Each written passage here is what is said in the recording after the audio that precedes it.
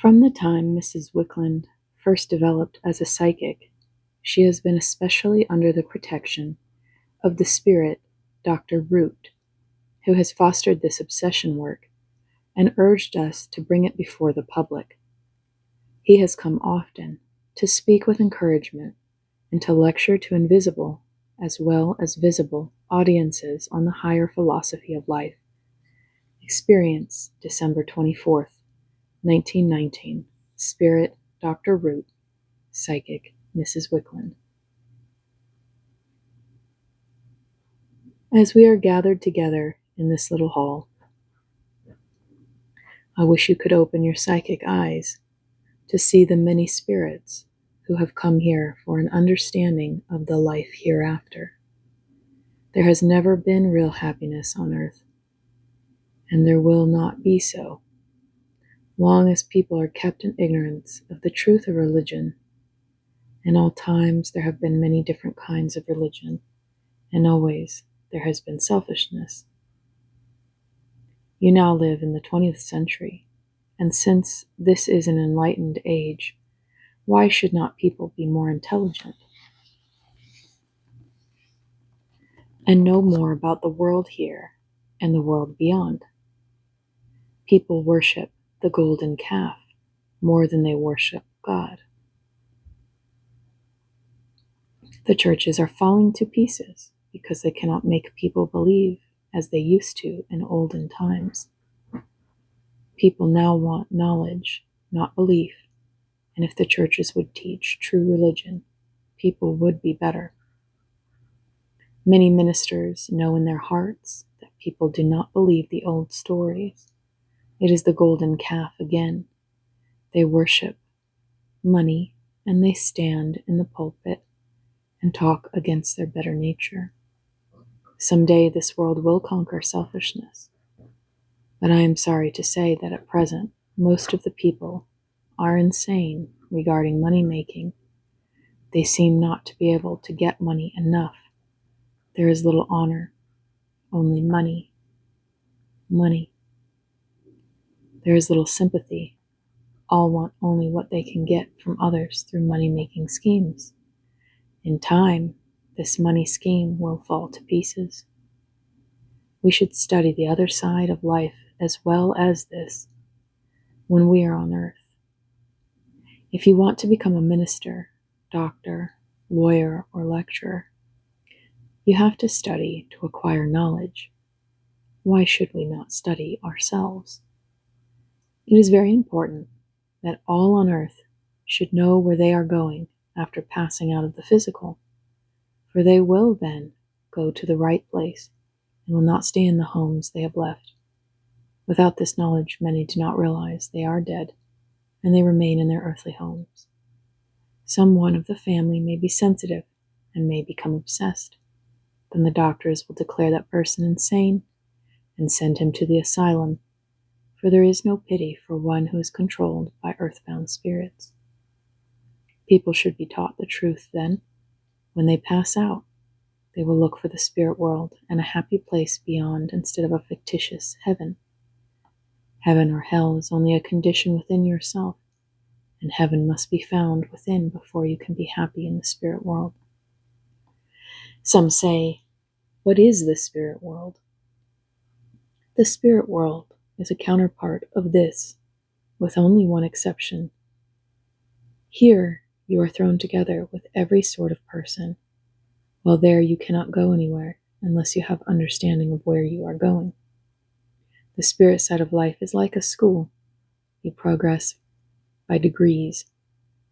There is no belief. You learn where you belong and where you are going. It takes time to understand, but there is plenty of time in eternity to study and learn. The time is not far distant when people will open their eyes and see, and the churches will have circles and try to understand life. This is Dr. Root. I wish you all happiness and success in your work. Good night.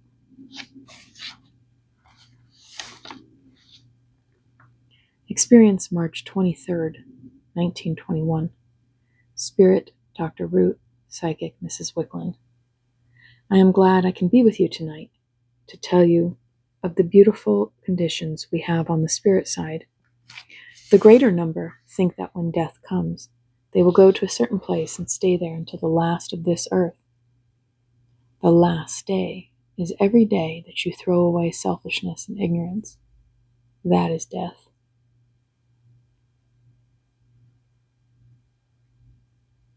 Life is love and wisdom. Let us die daily to our ignorance and selfishness.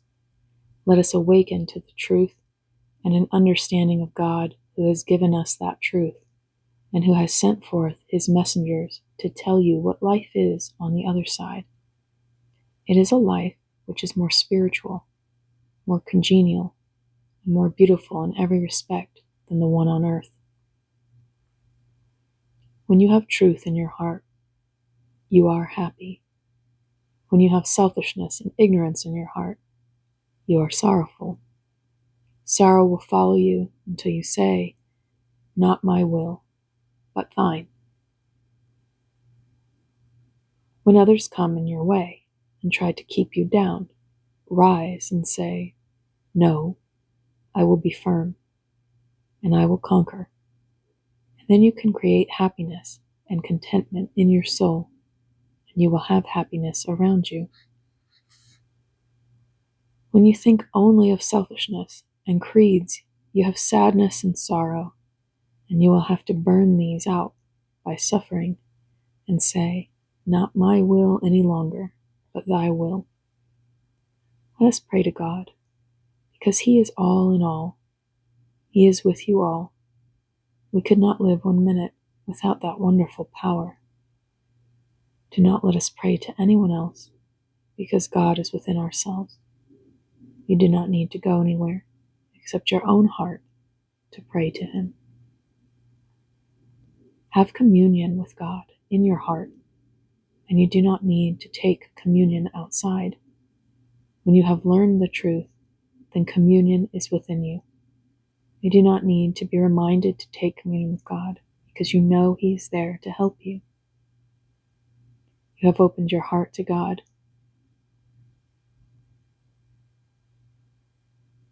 And he has heard you, and you can then commune with him.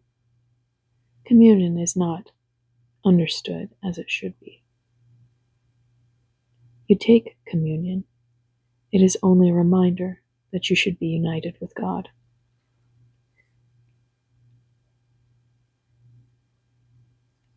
When you have learned and have progressed higher and higher, you do not need a physical reminder, because you understand. When you have communion with God, you do not need bread and wine. You cannot go anywhere without God. God is in the air. He is everywhere. You cannot walk on the earth without stepping on his creation, and you should try to understand his work. There has been so much theorizing. One has one theory, someone else has another, someone else another. One goes into this corner, another into that corner. And one says, "This is the proper way," and the other says, "That is the proper way." One has one creed, and one has another. They go around in a little circle and forget they are in the midst of life, of God himself. When you do a kind act to another, you do it unto God, because he is one part of God, and you another. We only serve God when we serve others. Live to serve and do all you can for others. Then you will progress in understanding. To go to church to serve God is only to remind you of what you should actually do. Act and do good to those who are in trouble. Why should you go to any place to worship? Enter into thy closet and pray to thy Father which is in secret. Pray earnestly, and your prayers will be heard. Do not pray idly, but pray earnestly. Live so that people will know you have done your duty in life. On the spirit side, we find it is difficult to open the spiritual eyes of many. They are also blinded by creeds and dogmas, that we have to do all within our power to help them understand that God did not make dogmas and creeds, but that God made the universe and the people in it to worship Him alone without any creed or dogma. When we understand and realize love, not what people call love here, but the love which springs out everywhere, then love is like the sun. When there is love in your heart, you are like a sun to others. You have found God in your heart, and this shines forth just as the sun shines on all. Those who have only creed, dogma, and selfishness, and are ignorant, feel gloomy. They have a fear of God, a fear of everything around them. They have not opened their soul's eyes to ask for the light, for understanding of God. These come to the spirit side of life in darkness and gather together, one group here, another there, all in deep gloom. They pray and sing and moan from morning until night, year after year. It is very difficult to make them understand that they have passed to the spirit side of life. Very hard for them to wake up and see the mistake they made in accepting dogmas and creeds. They have clothed themselves with gloom and have shut out the light that should have been shining throughout their lives. If you love God in the sense I've spoken of, then you will be happy. This is Dr. Root. Good night. Another extract is taken from a lecture recently given by Dr. Root to a gathering of earthbound spirits, as well as to our circle. Experienced January 1st, 1924. Spirit Dr. Root, Psychic Mrs. Wickland. Let us all concentrate for happiness and contentment, for the betterment of the world. Let us never look backwards, but forward. Let us all try to do the best we can and help others. If little groups such as this one would concentrate in an effort to cheer the world would be better. This little light of concentration does not seem much, but it will do much good for the ones in darkness and those in trouble. If all the churches would have concentration circles to help the people and would give them cheer and courage, and try to help them in a brighter condition, instead of condemning them and telling them they are lost forever if they do not believe a certain doctrine, the world would be much happier and better. You must find yourselves within before you can find yourselves without. You must be born again, not in Jesus Christ. No. You must realize your own self and that you are a part of God. God gave you light and understanding. Go out and help the people in trouble and those who have not awakened to an understanding of God. Do not merely believe in God, but find Him within yourselves. Then you will not need belief. Belief and faith are only the key. If you have the key in your hand and do not know where it belongs, do not know which door it opens, if you have only faith and belief and nothing more, you only hold the key but do not use it. Seek for knowledge until you can open the door of wisdom and understanding. Most people have the key, but they only hold it in their hands and do not use it. They say, if I believe in God and Jesus Christ, I will be saved. When the time comes for them to pass to the spirit side of life, they merely hold that key.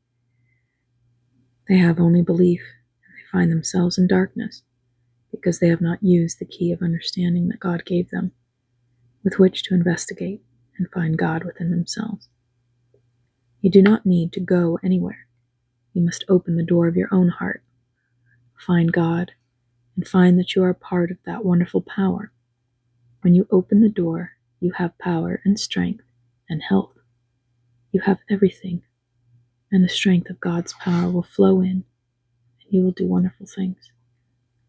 Christ was a great teacher, but do people carry out his teachings? They believe, but they do not do what he told them. Each one is a part of God, and when you do what you can for others, you love God and worship him by doing so. The people in the churches should unite as one power and help each other and try to conquer selfishness. Spread the truth, find God within yourself, and open your heart to him through understanding. You have power so far as your mind has developed. If you try to develop for more power, you will have it. Widen out and try to know God's wonderful mystery in the world. Let us find God in nature, everywhere. Look at a snowflake. It is so natural that people do not realize its beauty. Oh, look at a snowflake. It is wonderful. It has many beautiful designs. Who made it? It is so natural that people do not realize its beauty. They say, it is just snow. When individuals step out of the physical, the worst hindrance they have is desire, which must be overcome. Creeds and dogmas hold them down. They are not free. They are, as Jesus said, bond servants, and will be held down. They think when they pass to the spirit side of life, they will go to heaven. Stop to think. Where is heaven? Christ said, the kingdom of heaven is within you, if God dwells there. The majority believe that what you call death is a long sleep, and many who have not learned the lesson of life go to sleep. Some will sleep for years because they are self-hypnotized. They think, I am dying, and I will go to the grave and stay there until the last day, and then will be awakened. Others pass to the spirit side of life believing in certain creeds and dogmas. They go to certain places in the earth sphere where they sing and pray and do not progress any further. They go over and over the same things. It is only mouth prayers they offer. Sometimes they remain in that sphere for years. Sometimes they go about in the earth sphere and try to convert people. They attach themselves to some mortal, and that mortal will be called insane on religion. What is done then? The victims are sent to the insane asylum and left there for the rest of their lives. They will not be free from the obsessing spirits until the body dies. Then those spirits often attach themselves to other mortals. Let us understand the truth. Let us do what we can to help ourselves and others to an understanding of God. Worship him everywhere. Let us look at the sky and see the beautiful planets and stars. If this earth disappeared tomorrow, the suns and stars in the heavens would be just the same. This earth would not be missed. Do you think God sits on this earth and controls nothing more? No. Let us think and understand and study.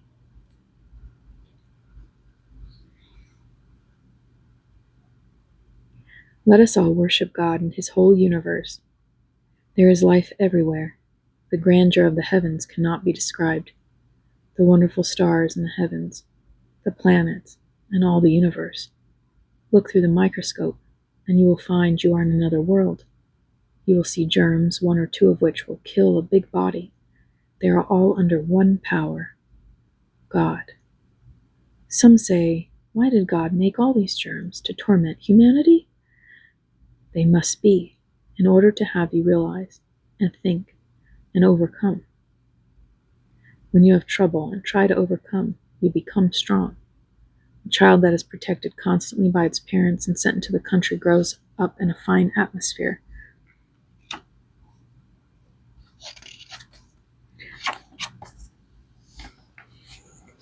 He is good because he has had no temptation, but he has no knowledge that he is good. A boy from the slums who has had trouble will more readily develop into a man who can conquer than the one who has been protected. He will be strong and able to help others. Let us find ourselves. Let us all concentrate and try to help and give light to everyone we find needing help. Worship God in his true sense and not in a little narrow belief. Let us add knowledge to our faith. You are the bond servants that Christ speaks of. He was a wonderful teacher. but you believe in his blood and not in his teachings. Who killed Christ? The very ones that belonged to the church. They did not believe in him. Christ is an allegory. He is the truth. Christ is born within you when you have attained understanding. Then you will see and know and realize God. When you pass to the spirit side of life, you will have knowledge, and you will go into a world that is far more beautiful than this. You can then reach the spirit world. You do not need to call it spirit world, some object to that name. Everyone is a spiritual being. You may call it the higher sphere. You may call it heaven, but heaven is not a place. If you think you are going to heaven, you will have to take it with you, because it is a condition.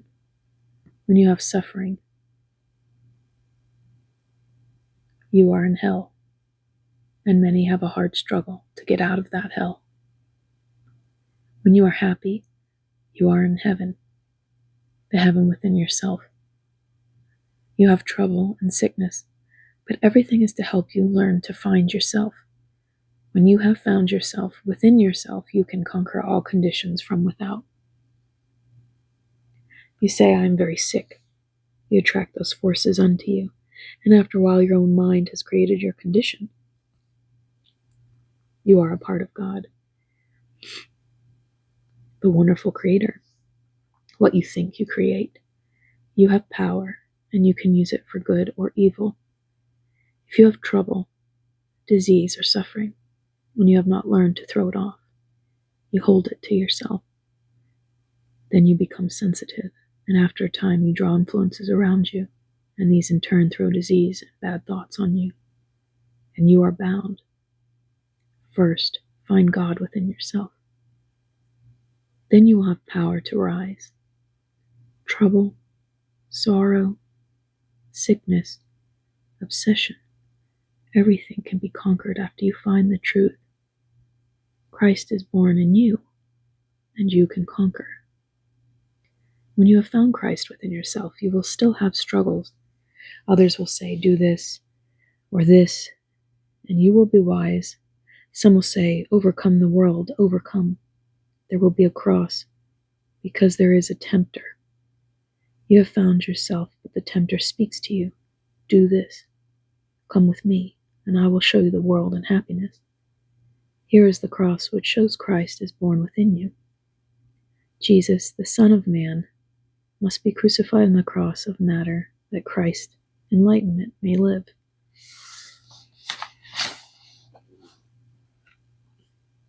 When you have reached that stage, you see everything is good. You cannot see bad. When you look back, you see what you thought bad only taught you to understand God. Should you condemn it? No. If you had not had that experience, you would not be where you are now. You must teach others and help them to rise with you. If everyone would do that, the world would be happier. Let us send out thoughts that all may conquer and that they may understand. You should strive to gain knowledge of God's finer forces. Find yourself, and you will find God. Before I go, I want to say that we have a room full of earthbound spirits. I often talk to them to help them. This group we have here tonight are spirits we could not awaken because they could not see us. A spirit in ignorance cannot see an intelligent spirit. So we have to bring them here. I talk through this body, and they hear me, but they could not hear me from the spirit side of life because they have no understanding. Every time you have circles here, we have more spirits present than we have mortals. When they see an earthbound spirit control, they learn their first lesson, and then we can take them to the spirit side of life and help them find happiness. We are never idle in the spirit world. Mind cannot stand still. God's wonderful thoughts go on. Planets do not stand still. All is development. Mind is never inactive so long as one tries to develop. This is Dr. Root. Good night. For many years, upon various occasions, a symbolic morality play has been given through Mrs. Wicklin by a group of spirit actors. They are 12 in number, 11 actors and a director, all of whom were Russian Slavonic when on Earth. Under the direction of the stage manager, they successfully assume control of Mrs. Wicklin with such ease and rapidity that the change is scarcely noticeable. The play is given in the Russian Slavonic tongue, a language which Mrs. Wicklin herself has never heard, but which is spoken perfectly through her by these actors, as has been stated by different persons witnessing the play, who were familiar with this language. The costumes worn by the spirit actors and unseen by the average mortal audience have been described by clairvoyants as being authentically Russian Slavonic and very beautiful. These actors, with one of Miss Wicklin's guides as interpreter, have given the following account of the morality play and its purpose. We are 12 actors controlling the psychic sensitive in order to prove spirit return and spirit control, and that we can act as we acted while in the body.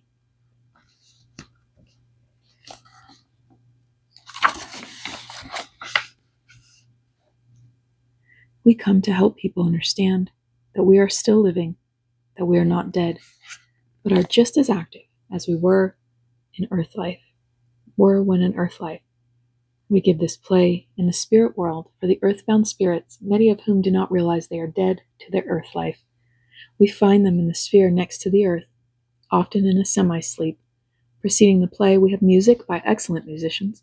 This awakens the earthbound spirits one after the other. They rise slowly, not realizing where they are, but the music brings them a little understanding of the higher life.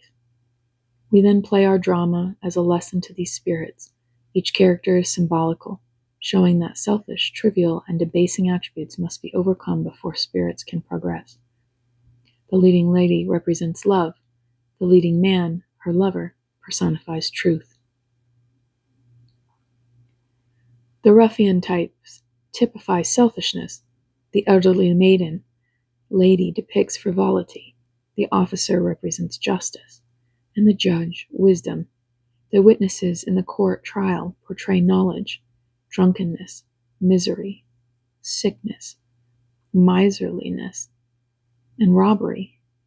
Love, the young maiden, cherishes a true, deep affection for the hero.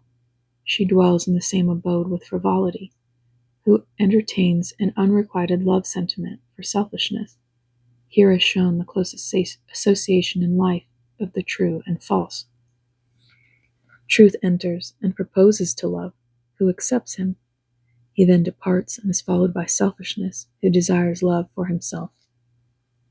When his advances are rejected, frivolity, with her most fascinating coquetries, endeavors to charm the ruffian, selfishness, from love to herself. This angers him, and he threatens her with death, then leaves in a rage, swearing to kill his rival, Truth. Love writes a frantic note of warning to her lover and hastily sends her servant to deliver the message, but the servant arrives too late, for selfishness has attacked Truth by the wayside and fatally wounded him in a sword duel. Truth dies a lingering death, representing the murder of man's higher nature by selfishness. The servant hurries back to his mistress with the news of the death of her lover. She rushes to the place of the attack, and finding Truth dead, falls on her knees beside him. With a prayer, she draws her dagger and stabs herself to death. When selfishness sees that love, as well as truth, is dead, he becomes infuriated, declares there is no God, and swears that he will have fullest revenge. An officer, Justice, arrives and, handcuffing the murderer, takes him into custody, after which follows the funeral of the lovers. Justice brings selfishness before the judge, Wisdom, and at the trial the witnesses, knowledge, drunkenness, misery, sickness, and miserliness, and robbery all testify that it had not been for selfishness, love and truth had not died. Wisdom then banishes selfishness from the land. During the Psychic Circle, held at our institute in May 1923, at which Sir Arthur Conan Doyle and Lady Doyle were present, this play was given, and later in his book, Our Second American Adventure, Sir Arthur briefly described the play, commenting further, "It was certainly a most extraordinary performance, and left us all in a state of amazed admiration. I have seen all the greatest actresses of my generation, Modjeska, Bernhardt, Douce, Terry, but I do not think any one of them could have played these 11 parts without a stage or a costume in so convincing a way. The spirit's own account is that they are a band of players on the other side who represent this play before the undeveloped dead in order to teach them the moral, and that they use the wonderful mediumship of Mrs. Wicklin in order to demonstrate their power to us mortals. It was very impressive. Recently, these invisible performers have presented through Mrs. Wicklin another drama, The Soul's Passion Play, symbolic of the development of the soul.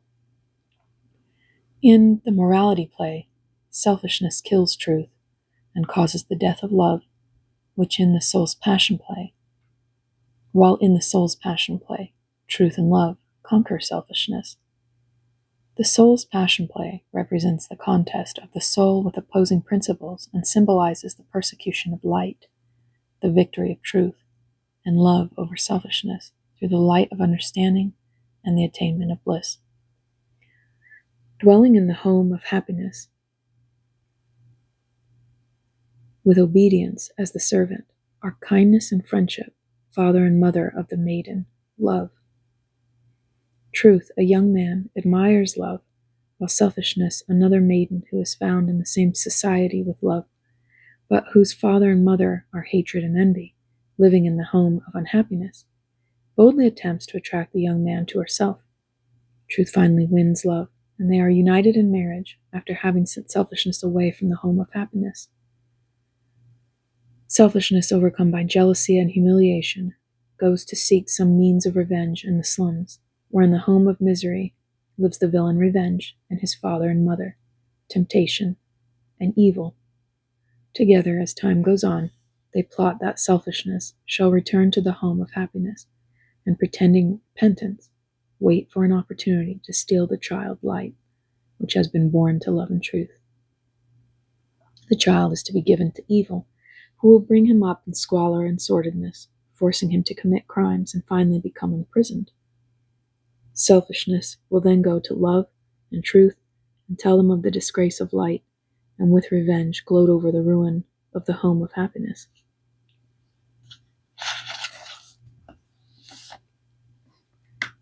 Selfishness succeeds in stealing light, who for some years is cruelly mistreated by Evil and Temptation, but is at last discovered by his parents and taken away from the home of misery. Enraged at her defeat, selfishness becomes insane through anger and dies a violent death. Truth and love bring light back into the home of happiness, and there, with selfishness vanquished, they dwell together in bliss.